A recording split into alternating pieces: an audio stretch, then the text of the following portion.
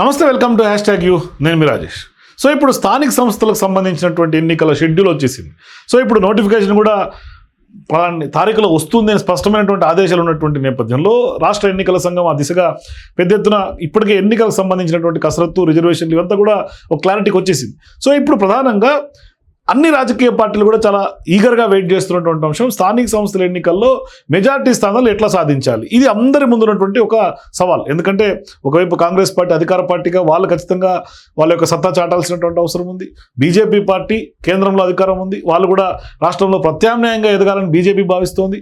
అందుకని వాళ్ళు కూడా కొంత మెజార్టీ స్థానాలు వాళ్ళ గ్రౌండ్ లెవెల్లో కొంత వీక్గా ఉన్నప్పటికీ, కొంత రూరల్ ఏరియాలో అయినప్పటికీ కూడా స్ట్రాంగ్గా మేము సత్తా చాటాలనే ఒక లక్ష్యంతో వాళ్ళు కూడా రంగంలో దిగారు. ఇక బీఆర్ఎస్ పార్టీ చెప్పనే ఉంది, ఎందుకంటే ప్రతిపక్ష పార్టీ, మరి ముఖ్యంగా కాంగ్రెస్ పార్టీకి కొంతకాలంగా సోషల్ మీడియా ద్వారా కానీ లేకుంటే అనేక అంశాల్లో ముచ్చమంటలు పట్టిస్తున్నటువంటి పార్టీ బీఆర్ఎస్ పార్టీ. అంటే ఎంత బీఆర్ఎస్ పార్టీ ల్యాప్సెస్ గత 10 ఏళ్లలో ఉన్నప్పటికీ కూడా వాళ్ళు అవన్నీ కూడా మర్చిపోయి కొత్త బిచ్చగాడు పొద్దురగడం అంటే ఇప్పుడు వాళ్ళు ప్రధానంగా కాంగ్రెస్ పార్టీని ముద్దాయిలు చేసి ప్రజల క్షేత్రంలోకి తీసుకెళ్తున్నటువంటి సందర్భం. అంటే ఈ అన్ని సినారియోలో 3 పార్టీలకు కూడా ప్రధానమైనటువంటి ఎన్నికలు స్థానిక సంస్థల ఎన్నికలు. సో ఇప్పుడు లోకల్ బాడీ ఎన్నికలు అప్పుడు అని అనుకుంటున్నటువంటి తరంలో రానే వచ్చేసినాయి. ఒకవైపు హైకోర్టులో ఒక సస్పెన్స్ వాతావరణం నెలకొంది.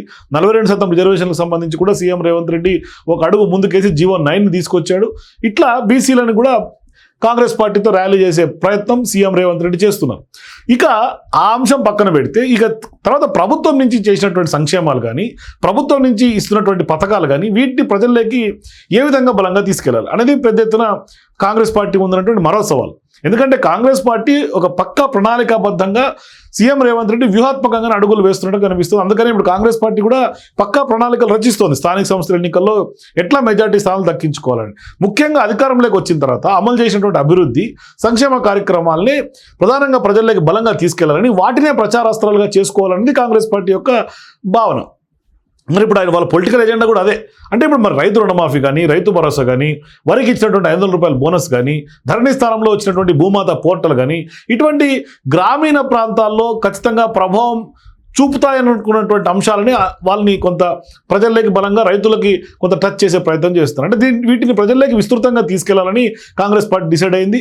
వీటితో పాటుగా ఇందిరమ్మ ఇళ్లు కానీ, మహిళలకు అందిస్తున్నటువంటి ఉచిత బస్సు ప్రయాణం కానీ, 200 యూనిట్లకు సంబంధించినటువంటి ఉచిత గృహ విద్యుత్తుకు సంబంధించి కానీ, గ్యాస్ సిలిండర్లపై ఇస్తున్నటువంటి రాయితీ కానీ, రేషన్ షాపుల ద్వారా ఇస్తున్నటువంటి సన్నబియ్యం, ఎవరు ఇవ్వనటువంటి మొట్టమొదటి పథకం సీఎం రేవంత్ రెడ్డి ప్రవేశపెట్టాడు సన్నబియ్యం. ఇటువంటి అన్ని అంశాలు కూడా ప్రజల్లోకి కొంత పాజిటివ్గా తీసుకెళ్తే అది కాంగ్రెస్ పార్టీ పాజిటివ్ అయ్యే అవకాశాలు ఉన్నాయనేది వాళ్ళ యొక్క లక్ష్యం. అంతేకాకుండా గ్రామ స్థాయిలో రెవెన్యూ వ్యవస్థ ప్రక్షాళన కానీ, అట్లాగే 4th సిటీకి సంబంధించినటువంటి ఫౌండేషను, అట్లాగే ORR, అట్లాగే రీజనల్ రింగ్ రోడ్డు, ఈ మధ్యలో జరుగుతున్నటువంటి అభివృద్ధి కానీ, మూసీ నది ప్రక్షాళన కానీ, ఇంటిగ్రేటెడ్ స్కూల్స్ తోటి ఎట్లా ఎడ్యుకేషన్ రంగం ఎట్లా స్ట్రెంగ్తన్ అవుతుంది, ఇటువంటి కార్యక్రమాలన్నీ కూడా ప్రజల్లోకి తీసుకెళ్లాలనేది కాంగ్రెస్ పార్టీ నాయకులు చెప్తున్నటువంటి మాట. అంతేకాకుండా బీసీ రిజర్వేషన్ల అంశం పైన కూడా కాంగ్రెస్ పార్టీ చిత్తశుద్ధిని ప్రజల్లోకి విస్తృతంగా తీసుకెళ్లాలని కూడా నిర్ణయిస్తున్నారు. ఎందుకంటే కాంగ్రెస్ పార్టీ ప్రధానంగా 42% రిజర్వేషన్లు గతంలో ఎవరూ చేయనటువంటి విధంగా ఇప్పుడు సీఎం రేవంత్ రెడ్డి తీసుకున్నటువంటి నిర్ణయం. అంటే గతంలో కేసీఆర్ చేయలేంది, బీజేపీ చేయలేంది, ఇప్పుడు సీఎం రేవంత్ రెడ్డి చేశాడు. కాంగ్రెస్ పార్టీ తోటే సోషల్ జస్టిస్ అవుతుంది అనే ఒక నినాదాన్ని ప్రజలకు బలంగా తీసుకెళ్లాలని కాంగ్రెస్ పార్టీ భావిస్తోంది.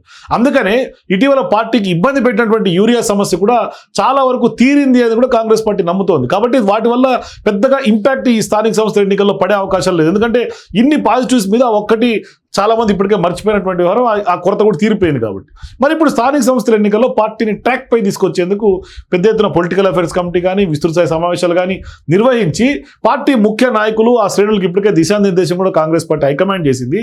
అట్లాగే పెండింగ్లో ఉన్నటువంటి డీసీసీ అధ్యక్షుల నియామకానికి సంబంధించి కూడా ఏఐసీసీ అబ్జర్వర్లను కూడా ఇప్పటికే నియమించింది. అక్టోబర్ 4 నుంచి తెలంగాణలో క్షేత్రస్థాయిలో పర్యటించి జిల్లాల అధ్యక్షుల నియామకాన్ని కూడా పూర్తి చేసే అవకాశాలు ఉన్నట్టుగా మన గాంధీ భవన్ నుంచి సమాచారం అందుతోంది. అంతకు ముందే టీపీసీ సంబంధించినటువంటి చీఫ్గా మహేష్ కుమార్ గౌడ్ ఉన్నారు.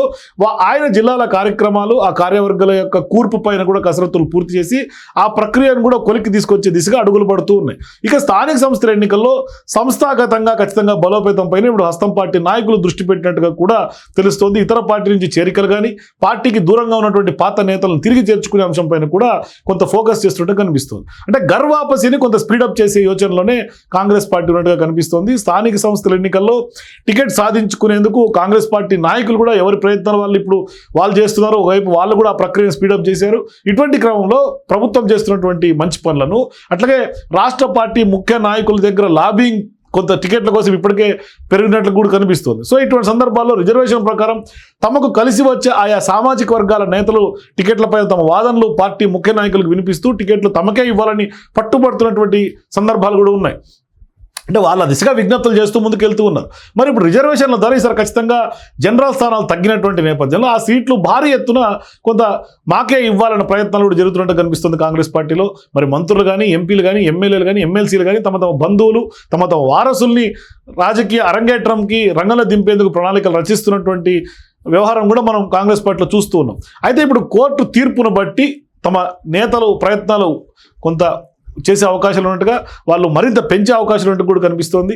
10 ఏళ్ల సుదీర్ఘ విరామం తర్వాత తెలంగాణలో అధికారంలోకి వచ్చినటువంటి కాంగ్రెస్ పార్టీకి ఖచ్చితంగా ఈ లోకల్ బాడీ ఎన్నికలు ఒక అగ్ని పరీక్షలాగా నిలుస్తాయి ప్రభుత్వానికి. ఎందుకంటే పెద్ద ఎత్తున మేము 6 గ్యారెంటీలు కొన్ని అమలు చేశాం, పెద్ద ఎత్తున ప్రజల సంక్షేమం కోసం గ్యారెంటీలు లేనివి కూడా అమలు చేసి చూపుతామని చెప్తున్నటువంటి తరుణంలో ఇప్పుడు ఒక రకంగా చెప్పాలంటే అగ్ని పరీక్షనే అని అనుకోవాలి లోకల్ బాడీ ఎన్నికలు. ఖచ్చితంగా ఇందులో మెజార్టీ స్థానాలు కనుక సంపాదిస్తే కాంగ్రెస్ పార్టీ ఖచ్చితంగా ఈ క్రెడిట్ కూడా సీఎం రేవంత్ రెడ్డి ఖాతాలో పడే అవకాశం ఉంటుంది. లేదు అంటే ఖచ్చితంగా అది కొంత భవిష్యత్తులో కొంత ఎటువంటి పరిణామాలకు దారితీస్తే మరి రాజకీయ ముఖ చిత్రం ఎట్లా మారుతుంది తెలంగాణలో అనేది కూడా వెయిట్ చేసి చూడాలి. మొత్తం మీద అయితే మాత్రం కాంగ్రెస్ పార్టీ బలంగా ప్రజల్లోకి వెళ్లేందుకే కొంత ప్లాన్ చేస్తున్నట్టుగా కనిపిస్తుంది. సో మీరు కూడా లోకల్ బాడీ ఎన్నికల్లో మెజారిటీ స్థానాలు సో కొంత ఎంతవరకు సాధ్యమైతే కాంగ్రెస్ పార్టీకి మీ అభిప్రాయాలు కింద కామెంట్స్ కూడా తెలియజేయండి. For more videos please watch #.